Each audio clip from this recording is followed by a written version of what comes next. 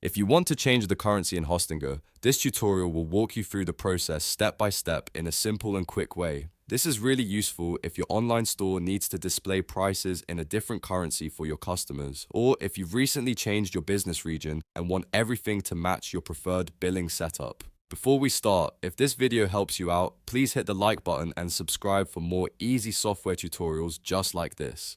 Now let's jump right in. First, log into your Hostinger account.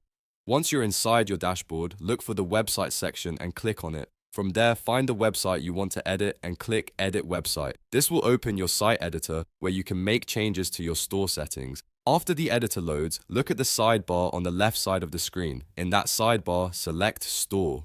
This is where Hostinger keeps the e-commerce settings for your website, including product and checkout options. Next, click Settings. Inside the Settings area, you'll find different options related to your store configuration, and one of those options is your store currency. Here, you can change the currency to the one that fits your business or audience best. Be sure to choose the correct currency carefully because this will affect how prices are displayed across your store.